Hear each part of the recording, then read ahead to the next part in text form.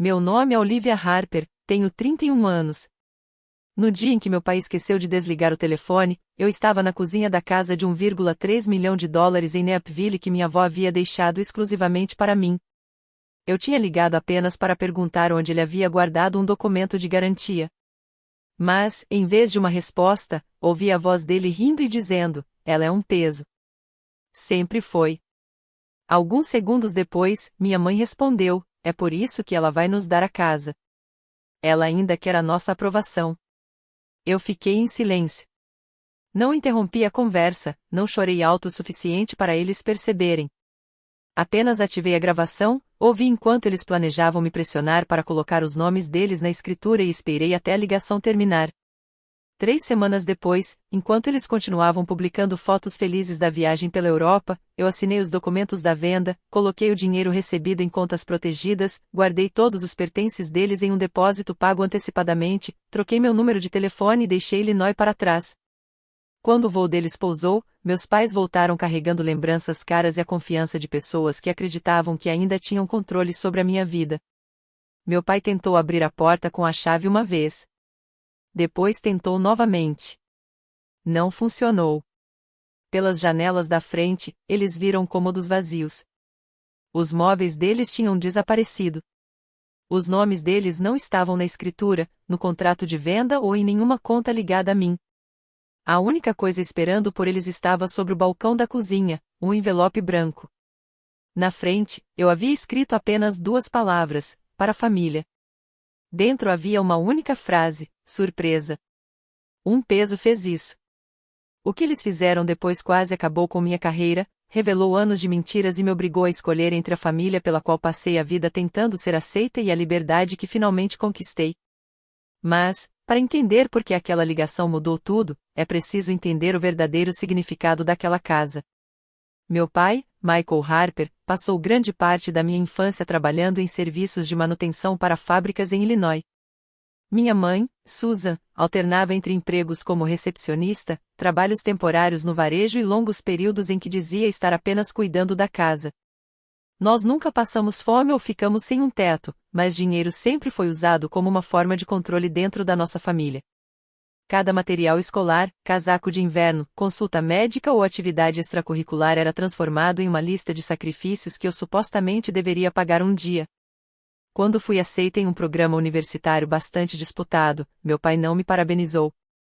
Ele colocou a estimativa da mensalidade sobre a mesa da cozinha e perguntou: "Você entende quanto as suas ambições custam para outras pessoas?"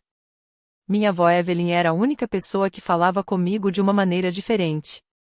Depois de ficar viúva aos 40 e poucos anos, ela construiu um pequeno negócio de imóveis comerciais.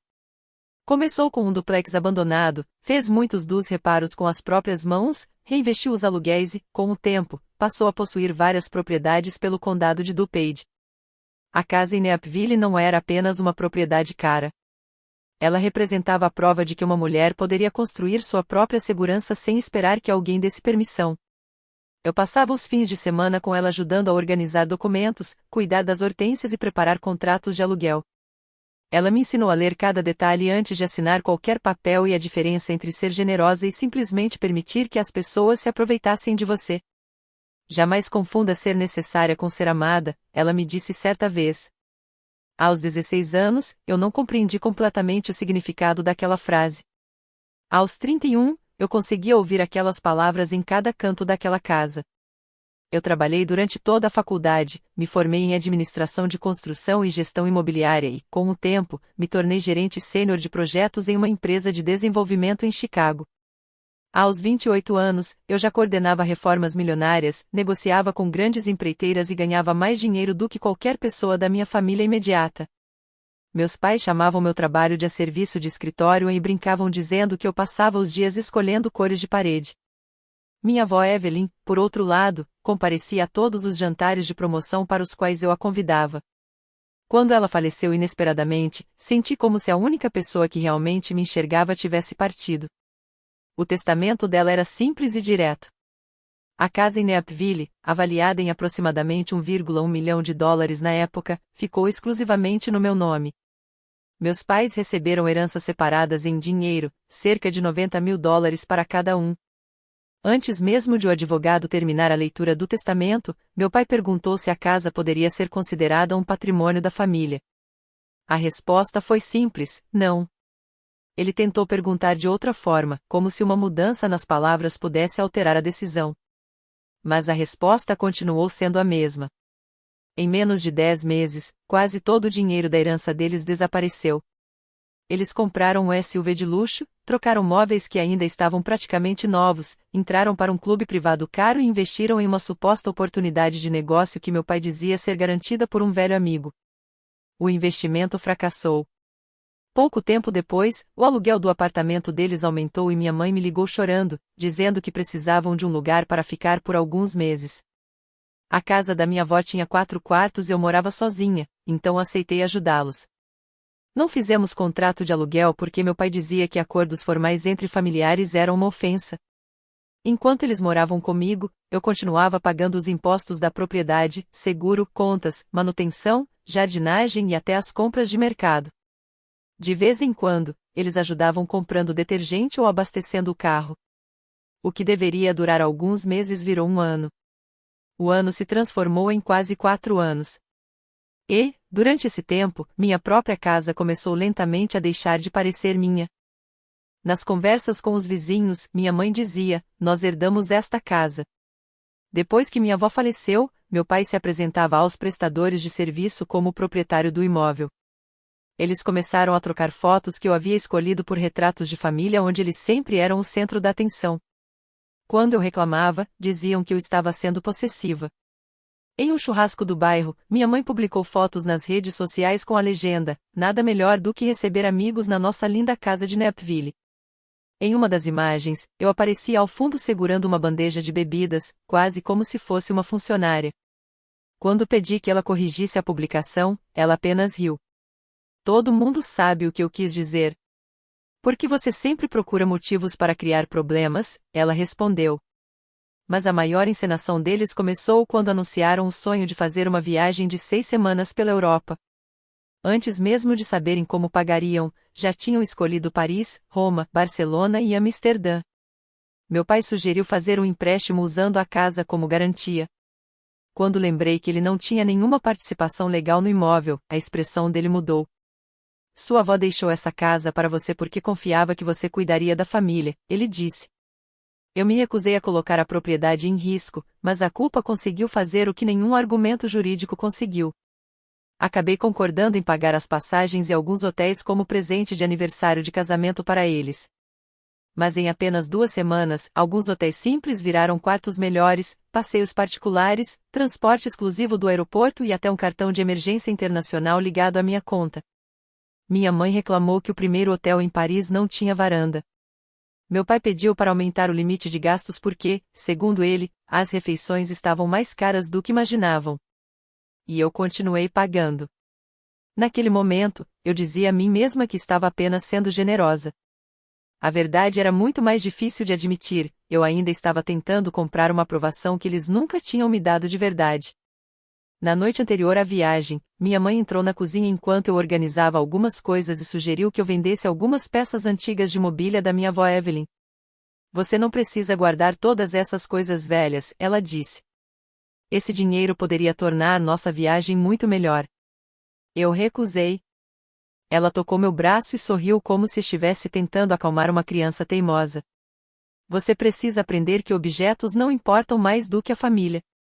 Naquele momento, eu ainda não sabia que aquelas palavras revelavam exatamente como eles enxergavam tudo, minhas coisas, meu esforço e até minha própria casa.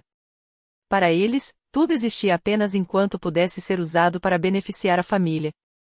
Na manhã seguinte, eu os levei até o aeroporto internacional O'Hare, tirei as malas do carro e entreguei o cartão de viagem ao meu pai. Ele beijou minha testa pela primeira vez em meses. Por um breve e doloroso instante, eu senti como se finalmente tivesse sido escolhida. Fiquei observando enquanto eles passavam pela segurança, sem imaginar que, enquanto aproveitavam a Europa usando o meu dinheiro, finalmente colocariam em palavras tudo aquilo que realmente pensavam sobre mim há anos. 5 semanas depois do início da viagem, uma forte tempestade atingiu Napville. A água da chuva começou a se acumular perto de uma das janelas do andar superior. Meu pai havia guardado os documentos da garantia do telhado em algum lugar do arquivo dele, mas depois de quase uma hora procurando, eu não encontrei nada. Então liguei para ele enquanto ele e minha mãe estavam em Paris. Ele atendeu depois do quarto toque, já parecendo irritado antes mesmo de eu explicar o problema. O que foi, Olivia? Expliquei sobre o vazamento e perguntei onde ele tinha colocado os documentos da garantia. Ele soltou um suspiro pesado. Na gaveta debaixo do escritório. Pasta azul. Você poderia ter esperado a gente voltar. Eu respondi que infiltrações e danos causados pela água normalmente não esperavam o fim das férias de ninguém. Do outro lado da ligação, eu conseguia ouvir sons da rua, copos, pessoas conversando e minha mãe perguntando se eles estavam atrasados para o jantar. Meu pai comentou que estavam indo para um restaurante perto do rio. Desejei uma boa noite, agradeci pela ajuda e ouvi ele se despedir. Então veio o som do telefone sendo colocado dentro do bolso de um casaco. O contador da chamada continuava correndo. Meu dedo estava prestes a tocar na tela para desligar. Mas antes disso, ouvi minha mãe perguntar. Era ela de novo? Meu pai respondeu. Quem mais seria? Sempre aparece algum problema quando a Olivia está envolvida. Eles achavam que a ligação tinha terminado. Minha mãe começou a reclamar que eu tratava a casa como se fosse um museu e que eu me preocupava demais com manutenção. Meu pai respondeu que tudo aquilo acabaria quando eles finalmente tivessem controle sobre a propriedade. A frase foi dita com tanta naturalidade que, por alguns segundos, eu pensei que tinha entendido errado. Então minha mãe perguntou. Você realmente acha que ela vai colocar a gente na escritura? Meu pai riu. Uma hora ela vai. Ela é um peso, mas é previsível. Faça ela se sentir culpada e ela acaba fazendo praticamente qualquer coisa. Naquele instante, senti meu corpo inteiro congelar. Minha mãe lembrou que eu tinha pago grande parte da viagem deles depois de apenas algumas conversas sobre um dever familiar. Os dois se parabenizaram como se manipular meus sentimentos fosse apenas um jogo particular que eles haviam aprendido a dominar. Coloquei o telefone sobre o balcão da cozinha, liguei o gravador do meu dispositivo de trabalho e deixei ao lado do aparelho. Minhas mãos tremiam tanto que os dois dispositivos batiam um contra o outro. Eles continuaram falando sobre a casa, meu salário e minhas inseguranças emocionais com a calma de pessoas analisando um plano financeiro. Meu pai disse que, quando voltassem, eles deveriam ficar com o quarto principal, porque era absurdo eu ter o maior quarto da casa enquanto passava tantas noites trabalhando até tarde. Minha mãe sugeriu vender algumas das antiguidades da minha avó Evelyn e usar o dinheiro para ajudar na aposentadoria deles. Naquele momento, eu finalmente percebi que, para eles, eu nunca tinha sido uma filha que eles queriam proteger. Eu era apenas um recurso que eles acreditavam ter o direito de controlar. Eles chegaram ao ponto de conversar sobre procurar um advogado para descobrir se poderiam conseguir algum tipo de direito de permanência caso eu tentasse impedir os planos deles. Minha mãe dizia que eu jamais teria coragem de expulsar meus próprios pais de casa. O constrangimento público sozinho faria ela desistir, ela afirmou. Meu pai concordou. Então ele disse as palavras que dividiram minha vida em duas partes, antes daquela ligação e depois dela. Ela é um peso desde o dia em que nasceu. Comida, roupas, faculdade, cada uma dessas ambições exageradas dela. Agora recebeu uma casa valiosa de presente e age como se tivesse conquistado tudo sozinha. No próximo ano, essa propriedade vai sustentar a gente.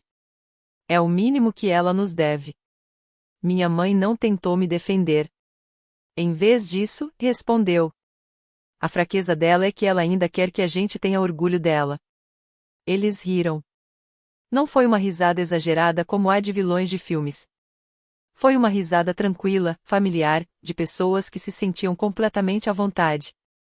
E foi justamente isso que tornou tudo ainda mais doloroso. Eu já tinha ouvido aquela mesma risada quando era criança, depois que eles zombaram de um trabalho escolar que eu tinha feito.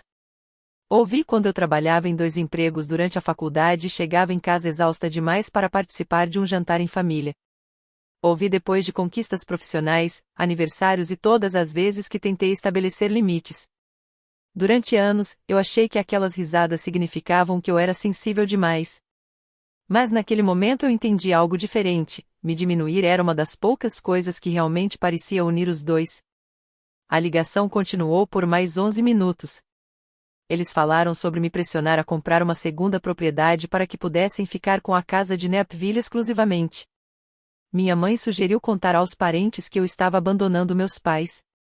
Meu pai disse que talvez pudesse fingir que seus problemas nas costas estavam piorando para que eu me sentisse responsável pelo futuro deles. Eles planejavam apresentar a transferência da escritura como uma necessidade de planejamento familiar, e não como uma mudança de propriedade. Acreditavam que, se colocassem documentos suficientes na minha frente durante uma conversa emocional, eu assinaria sem ler todos os detalhes. Eles não sabiam que minha avó Evelyn tinha passado anos me ensinando exatamente o contrário. Quando a conexão internacional finalmente caiu, eu continuei parada na cozinha, olhando para meu reflexo na tela escura do telefone. Eu queria ligar de volta. Queria repetir cada palavra que tinha ouvido e obrigá-los a explicar. Queria ver meu pai entrar em pânico e minha mãe fazer uma daquelas desculpas cuidadosamente ensaiadas. Mas confrontá-los naquele momento apenas daria tempo para eles mudarem de estratégia. Eles negariam tudo. Diriam que eu tinha entendido a conversa fora de contexto. Me acusariam de invadir a privacidade deles. E voltariam da viagem preparados para uma batalha. O silêncio era a única vantagem que eu tinha. Abri a pasta azul no arquivo do meu pai. A garantia do telhado estava lá dentro, mas escondido logo abaixo encontrei algo que mudou tudo: cópias impressas de e-mails entre meu pai e um advogado local. Ele havia perguntado se moradores de longa data poderiam conquistar algum tipo de direito sobre uma propriedade através de pagamentos, manutenção ou promessas verbais. No e-mail, ele mentia dizendo que tinha pago por grandes reformas na casa e que minha avó Evelyn havia demonstrado verbalmente a intenção de deixar o imóvel para ele. A resposta do advogado era cuidadosa. Sem documentos assinados, comprovantes de pagamento ou o nome dele registrado na escritura, a possibilidade de reivindicação parecia muito fraca. Meu pai havia imprimido a conversa e escrito uma frase no final da página. Criar provas depois da Europa. Foi naquele momento que a dor deixou de ser apenas tristeza e se transformou em estratégia. Eles não estavam apenas reclamando de mim. Eles estavam planejando algo. Tirei fotos de todas as páginas, enviei a gravação para uma conta segura e comecei a observar a casa com uma perspectiva completamente diferente. Meu pai recentemente tinha começado a pedir que algumas contas de serviços fossem enviadas no nome dele. Minha mãe havia guardado recibos de objetos de decoração que comprou e os classificava como melhorias da casa. Pela primeira vez, percebi que, enquanto eu acreditava estar ajudando minha família, eles estavam silenciosamente construindo uma história onde a casa parecia pertencer a eles. Eles começaram a tratar tarefas simples do dia a dia como se fossem a manutenção da propriedade. Cada pequeno gesto parecia apenas irritante, mas inofensivo. Porém, quando eu juntei todas as peças, percebi que havia algo muito maior acontecendo. Eles estavam tentando construir uma narrativa na qual tinham contribuído para a casa e eu supostamente havia prometido algum tipo de participação na propriedade. Naquela noite, minha mãe me enviou uma foto dela e do meu pai sorrindo em frente à Torre Eiffel. A mensagem dizia: "Estamos vivendo momentos maravilhosos. Obrigada por cuidar da sua família. Sabíamos que tínhamos criado você do jeito certo." Fiquei olhando para aquela imagem por vários minutos. Então respondi: "De nada. Aproveitem cada momento." Ela respondeu com 3 emojis de coração. O que ela não sabia era que, enquanto escolhia lembranças em Paris, eu já tinha marcado uma reunião com uma advogada especializada em imóveis para as 8 horas da manhã seguinte. Durante os próximos 23 dias, eu vivi 2 versões da minha própria vida. Em uma delas, eu continuava sendo a filha prestativa. Acompanhava reservas de hotéis, respondia educadamente às fotos da viagem e garantia que o cartão de gastos dos meus pais continuasse funcionando. Na outra, eu trabalhava em silêncio para remover cada vantagem que eles acreditavam ter sobre mim. Eu organizei tudo como se fosse um dos grandes projetos de construção que eu costumava administrar. Listas eram mais fáceis de controlar do que a dor. Primeira tarefa: confirmar a propriedade. Minha reunião foi com Camille Reed, uma advogada imobiliária que já havia cuidado de várias negociações comerciais da empresa onde eu trabalhava. Ela analisou o testamento da minha avó Evelyn, a escritura registrada, documentos fiscais, extratos bancários e os e-mails que eu havia encontrado. A conclusão dela foi clara. A casa pertencia exclusivamente a mim. Meus pais não tinham contrato de aluguel, não possuíam qualquer direito de propriedade e não tinham provas de que haviam feito contribuições financeiras relevantes. A permanência deles na casa tinha acontecido por minha permissão, não por qualquer acordo legal. Camille recomendou que eu registrasse todos os pertences deles, entregasse uma comunicação formal informando que a autorização para permanecer no imóvel havia terminado e organizasse uma forma segura para que eles retirassem seus objetos pessoais. Você tem o direito de vender a sua propriedade, ela explicou. Mas esteja preparada, porque eles provavelmente vão transformar uma questão jurídica em um grande drama emocional. Eu quase ri. Drama emocional era praticamente a especialidade da minha mãe. Segunda tarefa: proteger as provas. Criei cópias criptografadas da gravação da ligação, dos e-mails, da escritura, do testamento, dos comprovantes de impostos, das notas de reparos e de todas as despesas relacionadas à casa. Entreguei uma cópia para Camille e guardei outra em um cofre bancário que meus pais nunca haviam utilizado. Terceira tarefa: separar minha vida financeira. Assim que confirmei o voo de volta deles, encerrei o cartão de viagem, transferi minhas economias para novas contas, alterei todas as senhas, removi minha mãe como contato de emergência e bloqueei meu crédito contra qualquer tentativa de uso indevido. Foi quando percebi que ela ainda sabia as respostas de algumas perguntas de segurança, porque todas estavam relacionadas a informações da minha infância. Troquei tudo por respostas aleatórias que não tinham significado para ninguém além de mim. Quarta tarefa: vender a casa. Entrei em contato com Nora Patel, uma corretora conhecida por trabalhar com vendas privadas para clientes que valorizavam discrição. Expliquei que não queria placa de venda no jardim, visitas públicas ou anúncios nas redes sociais. Ela me observou por alguns segundos antes de perguntar: Você está em perigo? Respondi que estava segura, mas que as pessoas ocupando a casa estavam fora do país e acreditavam ter direitos que, na realidade, não possuíam. Nora não tentou descobrir detalhes da minha família. Ela apenas pediu os documentos da propriedade, visitou o imóvel e começou a montar uma lista de compradores qualificados que já procuravam casas em Neapville. A casa da minha avó tinha valorizado para aproximadamente 1,3 milhão de dólares por causa da localização privilegiada, da cozinha renovada, do grande jardim e da proximidade com escolas muito bem avaliadas. Pela primeira vez em muito tempo, eu estava tomando decisões sobre a minha própria vida sem pedir permissão a ninguém. Nora acreditava que uma venda tradicional poderia alcançar um valor ainda maior, mas um comprador privado pagando à vista permitiria que tudo fosse concluído antes do retorno dos meus pais.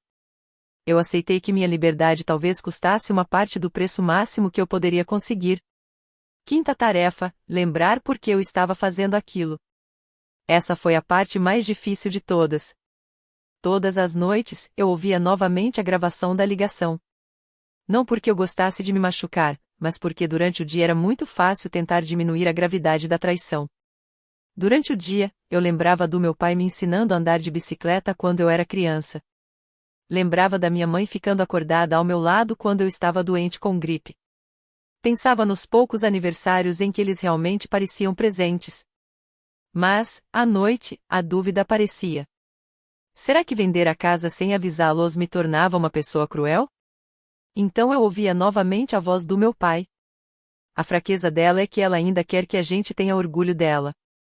E aquela incerteza desaparecia. Enquanto organizava documentos na antiga mesa da minha avó Evelyn, encontrei um envelope fechado com o meu nome escrito na frente. O papel estava levemente amarelado e a caligrafia dela inclinava um pouco para a direita. Ela havia escrito aquela carta alguns meses antes de falecer. Na mensagem, minha avó explicava que meu pai passou anos acreditando que aquela propriedade acabaria sendo dele. Ela havia tentado várias vezes incentivá-lo a economizar, investir e planejar o futuro. Mas ele enxergava a cada ajuda financeira apenas como uma solução temporária, nunca como uma oportunidade para construir algo próprio. Ela escreveu que minha mãe alimentava esse sentimento de direito porque, juntos, eles conseguiam evitar assumir responsabilidades. Uma das frases da carta dizia: Estou deixando esta casa para você porque você entende que segurança é algo que precisa ser construído, protegido e respeitado. Eles podem tentar convencer você de que manter aquilo que é seu é egoísmo. Não acredite nisso. Um amor que exige que você entregue o seu futuro não é amor. É controle usando um rosto familiar. Li aquela carta 3 vezes. Depois chorei pela primeira vez desde a ligação. Chorei porque minha avó havia enxergado o perigo antes mesmo de eu conseguir admitir. E chorei porque uma parte de mim ainda acreditava que meus pais mudariam se eu apenas desse mais, ajudasse mais e tentasse ser suficiente. As lágrimas não mudaram minha decisão. Elas apenas confirmaram que eu estava fazendo o necessário. Nora marcou 4 visitas privadas durante a segunda semana. Para meus pais, eu disse que alguns profissionais estavam avaliando possíveis danos causados pela tempestade, o que explicava porque eu nem sempre conseguia atender às ligações deles. 2 compradores apresentaram propostas. A melhor veio de um executivo da área de tecnologia médica que estava se mudando da Califórnia com a esposa. Eles ofereceram 1,27 milhão de dólares em pagamento à vista, abriram mão da necessidade de financiamento e aceitaram finalizar a compra em apenas 12 dias. A única exigência deles era receber a propriedade completamente desocupada. Camille preparou os documentos formais encerrando a autorização dos meus pais para permanecerem na casa e confirmando que todos os pertences deles seriam colocados em um depósito climatizado, com 6 meses de acesso já pagos. O aviso seria enviado por meio eletrônico imediatamente após a conclusão da venda, garantindo que tudo estivesse dentro dos limites legais e financeiros. Cada detalhe havia sido planejado. Sexta tarefa: guardar o passado. Separei todos os objetos em 3 categorias: meus, deles e itens pertencentes ao espólio da minha avó Evelyn. Tudo aquilo que eu não conseguia comprovar que era meu foi incluído no inventário dos meus pais. Fotografei cada objeto, numerei todas as caixas e criei um catálogo digital completo. Os móveis deles, roupas, porta-retratos, documentos, eletrodomésticos da cozinha e objetos de decoração ocuparam praticamente todo um depósito. Pela primeira vez, eu estava separando não apenas coisas físicas, mas também os limites que eles nunca haviam respeitado. Eu paguei 6 meses de depósito antecipadamente porque não queria que eles pudessem dizer que eu havia destruído ou abandonado os pertences deles. Eu queria que tudo fosse feito da forma mais correta possível, mesmo depois de tudo que eu tinha descoberto. As antiguidades da minha avó foram enviadas para uma casa de leilões especializada, com exceção de 3 objetos que tinham um significado impossível de substituir: a escrivaninha onde ela trabalhava, um pequeno relógio de bronze e a cadeira onde ela havia me ensinado a ler contratos. Essas 3 coisas vieram comigo. Minha última hesitação aconteceu enquanto eu separava algumas fotografias antigas.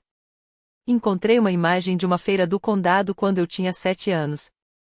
Eu estava sentada nos ombros do meu pai segurando um urso de pelúcia, e nós dois parecíamos genuinamente felizes. Fiquei vários minutos segurando aquela foto. Pensei em ligar para ele. Imaginei contar que tinha ouvido tudo e dar a ele uma última oportunidade de pedir desculpas. Mas então lembrei do e-mail impresso escondido junto com a garantia do telhado. Criar provas depois da Europa. Aquilo não era apenas uma conversa infeliz ou palavras ditas sem pensar. Eles já tinham começado a construir um plano. Um aviso não faria meu pai se arrepender. Apenas faria com que ele fosse mais cuidadoso. Coloquei a fotografia dentro da caixa dos meus pais. Na noite anterior ao fechamento da venda, eles ligaram de Amsterdã. Meu pai estava irritado porque o cartão de viagem havia sido recusado em um restaurante caro. Expliquei que o limite combinado já tinha sido atingido. Ele me acusou de tê-lo envergonhado na frente dos funcionários. Minha mãe entrou na conversa. Depois de tudo que fizemos por você, o mínimo que poderia fazer é garantir que terminemos essa viagem com conforto. Dessa vez, eu não cedi. Transferi apenas o valor necessário para que eles conseguissem chegar ao aeroporto e nada além disso. Meu pai desligou sem sequer se despedir. Atualizei minha lista de tarefas. 7ª tarefa: parar de financiar pessoas que enxergavam a minha própria existência como uma dívida. 8ª tarefa: partir antes que eles percebessem que haviam perdido o controle. O fechamento da venda aconteceu em uma quinta-feira pela manhã, em uma empresa de documentação imobiliária em Neapville. Eu usei um terno azul marinho, levei a carta da minha avó Evelyn dentro da pasta e assinei cada documento sem hesitar. Os compradores eram um executivo da área de tecnologia médica e sua esposa, que estavam se mudando da Califórnia.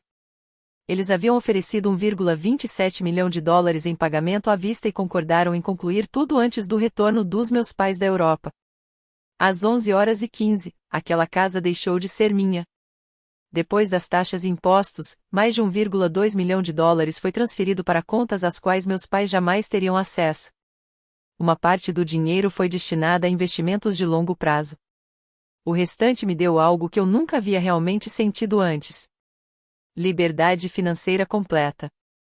Ao meio-dia, os caminhões de mudança chegaram. Um deles levou meus pertences para um apartamento mobiliado em Madison, Wisconsin. O outro transportou os objetos dos meus pais para um depósito climatizado que eu havia pago por 6 meses. Cada item foi fotografado, numerado e registrado em detalhes. Eu não queria deixar nenhuma brecha para que eles alegassem que eu havia roubado, perdido ou danificado qualquer coisa.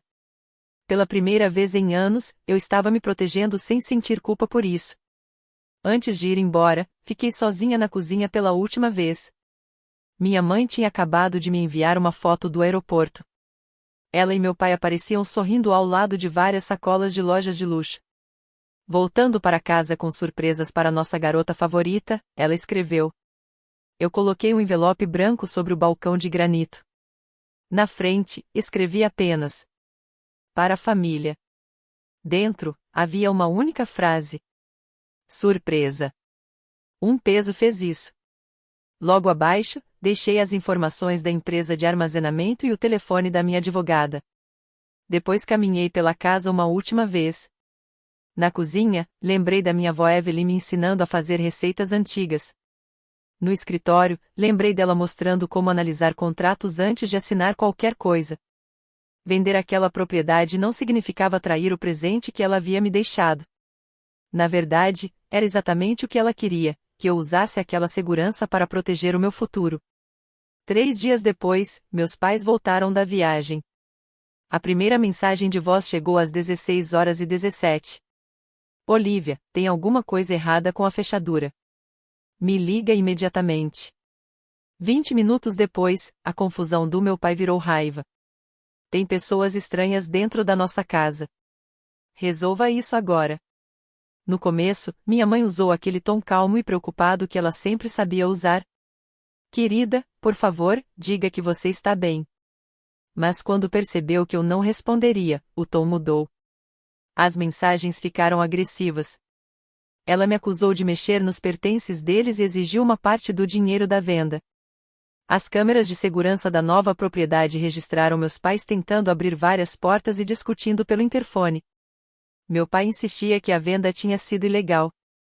Minha mãe exigia entrar na casa. Minha corretora chegou ao local com cópias de todos os documentos legais e entregou o envelope a eles. 10 minutos depois, recebi uma mensagem do meu pai. Você vai se arrepender de ter nos humilhado. Na manhã seguinte, eles apareceram no meu escritório em Chicago. Embora eu estivesse trabalhando remotamente de Madison, eles causaram uma cena na recepção, acusando-me de ter roubado a própria casa deles. A segurança do prédio precisou retirá-los, mas aquilo estava longe de acabar. Minha mãe começou a publicar histórias em grupos da igreja e fóruns de moradores, dizendo que eu havia abandonado meus pais idosos e tomado uma casa que eles supostamente passaram anos cuidando. Meu pai entrou em contato com alguns dos meus clientes e tentou me retratar como uma pessoa desonesta e instável. Um dos clientes adiou a assinatura de um contrato até que minha empresa analisasse as acusações. Pela primeira vez desde que deixei a casa, eu senti medo. Vender a propriedade tinha protegido meu patrimônio. Mas agora eles estavam atacando algo que eu havia construído durante anos, minha reputação profissional. Minha advogada, Camille, enviou notificações formais exigindo que eles parassem com as acusações falsas. Eles ignoraram. Minha mãe foi ainda mais longe e criou uma página de arrecadação online com o título Casal aposentado deixado sem número casa pela filha ingrata. Ela usou fotos da casa da minha avó e deu a entender que ela e meu pai haviam comprado e mantido aquela propriedade durante anos. Foi nesse momento que o silêncio deixou de ser uma proteção. Com a ajuda de Camille, preparei uma declaração curta e objetiva para a plataforma de doações, meu empregador e os administradores dos grupos da comunidade. Não contei uma história emocional. Não ataquei ninguém. Apenas apresentei os fatos.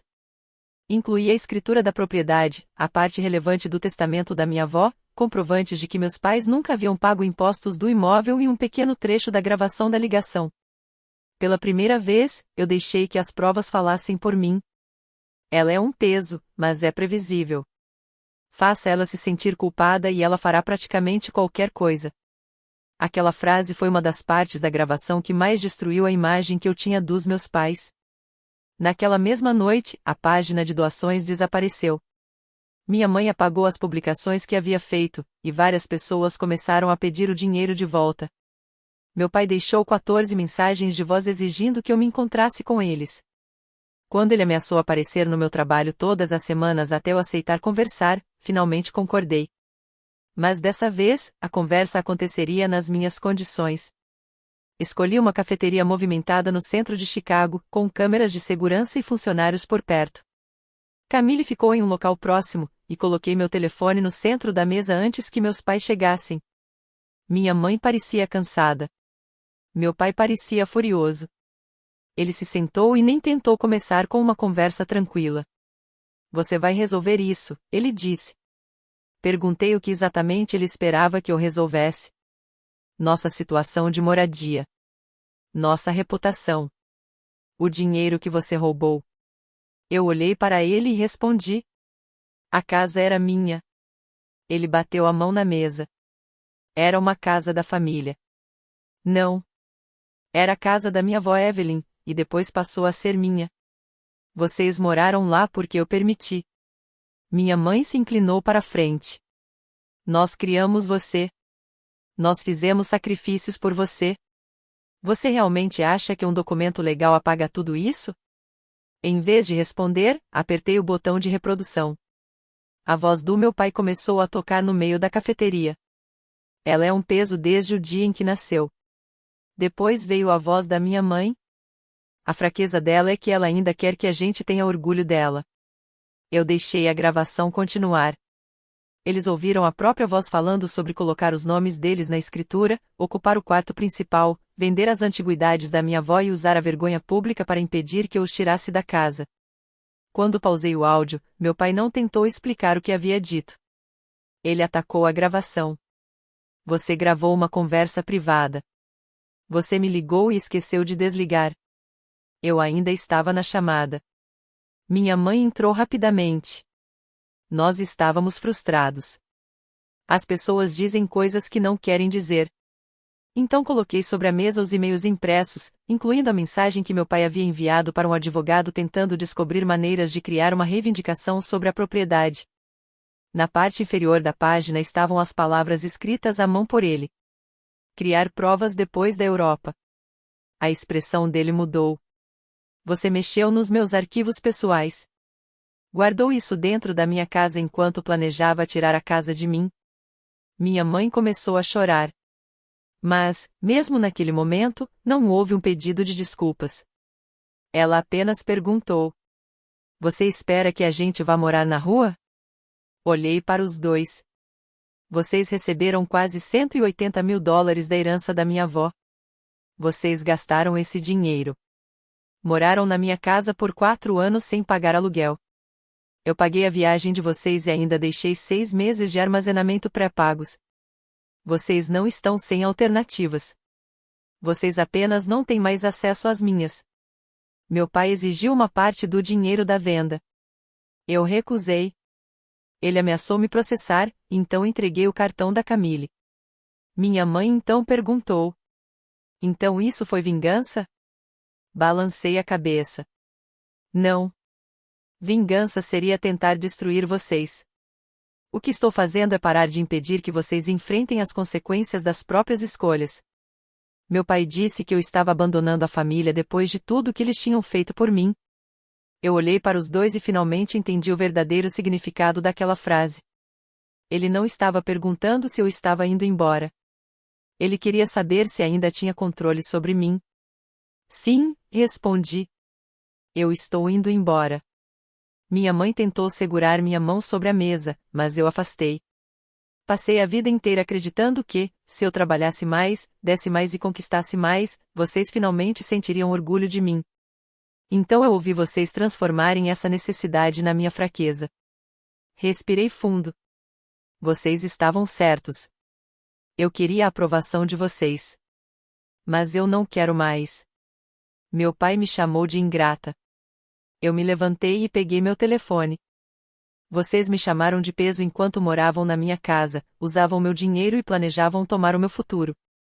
Agora vocês vão descobrir qual de nós realmente carregava essa família. Eu saí antes que eles pudessem responder. As consequências chegaram devagar, mas foram inevitáveis. Vários advogados disseram aos meus pais que eles não tinham qualquer direito de propriedade sobre a casa. Quando meu pai continuou aparecendo no imóvel vendido, os novos donos emitiram uma notificação formal proibindo qualquer invasão. A campanha online da minha mãe também desmoronou. Membros da igreja descobriram que ela havia distorcido a história da propriedade e começaram a questionar sua postura. Pouco tempo depois, ela deixou o cargo que ocupava no comitê financeiro da comunidade. Pela primeira vez, eles precisaram lidar com uma realidade que tentaram evitar por anos: eu não era mais alguém que eles podiam controlar. As pessoas que haviam contribuído para a página de doações começaram a exigir o dinheiro de volta. Os convites para eventos e encontros simplesmente pararam de chegar. Meu pai acabou perdendo seu trabalho de consultoria de meio período depois de usar o e-mail da empresa para entrar em contato com alguns dos meus clientes e me acusar de fraude. Eu nunca pedi que o demitissem. Minha advogada apenas registrou e documentou as atitudes dele. Sem o meu apoio financeiro, o plano de aposentadoria confortável que eles imaginavam desapareceu. Eles venderam o SUV de luxo, alugaram um apartamento pequeno nos arredores de Aurora e começaram a vender alguns móveis que estavam no depósito.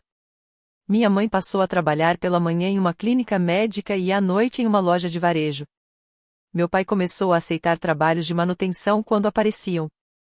O casamento deles também começou a desmoronar. Minha mãe culpava meu pai por ter deixado a ligação aberta. Ele culpava ela por ter tornado tudo público. Eles ficaram separados por quase 2 meses e começaram a pedir ajuda aos parentes. Quando alguns familiares entraram em contato comigo, eu não tentei convencer ninguém com palavras. Apenas enviei as provas, os valores da herança que meus pais haviam recebido e gastado, os 4 anos em que viveram na minha casa sem pagar aluguel e a viagem internacional que eu havia financiado. A maioria deles nunca mais entrou em contato. Certa noite, minha mãe me enviou um e-mail com uma conta que ela não conseguia pagar. Se alguma coisa acontecer com a gente, você vai ter que viver com a sua decisão. Minha advogada respondeu enviando informações sobre programas locais de assistência e apoio financeiro. Eu não enviei dinheiro. Algumas semanas depois, meu pai deixou uma mensagem de voz diferente. Pela primeira vez, ele parecia menos agressivo. Ele admitiu que sempre acreditou que a casa da minha avó deveria ter sido dele. Admitiu também que tratava minhas conquistas como algo que ele tinha o direito de usar. Mas, no final da mensagem, ele acrescentou: ainda acho que você foi longe demais. Aquela frase mostrou que ele ainda não havia entendido. Guardei a mensagem, mas não respondi. Eu não destruía as finanças deles, a reputação deles, o emprego deles ou o casamento deles. Eu apenas saí de um sistema que dependia da minha obediência para continuar funcionando.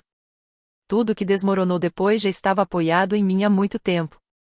Meu novo apartamento em Madison era menor do que a casa da minha avó Evelyn, mas era tranquilo.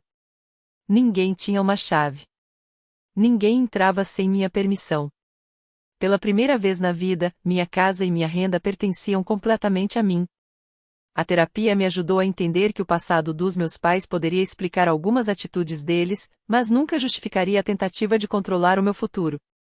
Quando voltei ao trabalho, criei um projeto gratuito chamado A Seja Dono da Sua História, onde ensinava pessoas a protegerem seus bens, crédito e independência financeira diante de pressões familiares.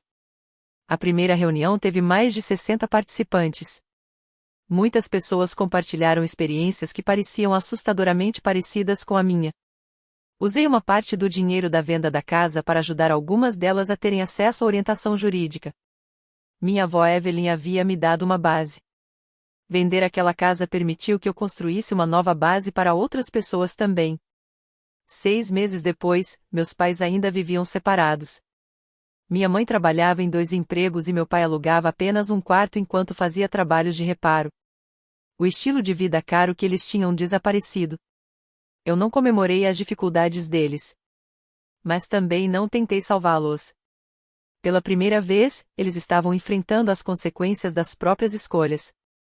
Perto do aniversário da venda da casa, minha mãe me enviou outro e-mail.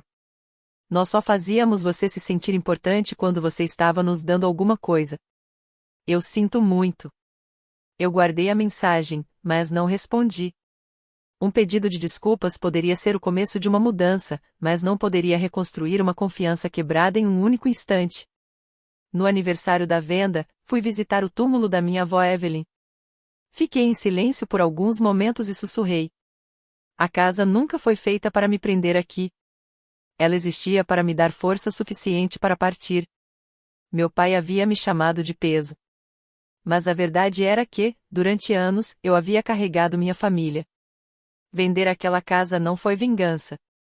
Foi a primeira vez que escolhi carregar a minha própria vida. Foi o momento em que finalmente parei de me abandonar para tentar agradar outras pessoas. Então eu deixo uma pergunta para você: você continuaria tentando explicar seus limites para quem nunca quis respeitá-los, ou escolheria finalmente proteger o seu próprio futuro? Obrigado por acompanhar esta história até aqui. Esta narrativa foi criada apenas para fins de storytelling, entretenimento e reflexão. Esperamos que ela sirva como um lembrete de que, quando alguém tenta fazer você se sentir culpado por ter limites e valores próprios, talvez o problema não seja a sua decisão, mas o fato de essa pessoa não poder mais se beneficiar do seu silêncio. Ter limites não é uma forma de punir alguém. É uma forma de se proteger.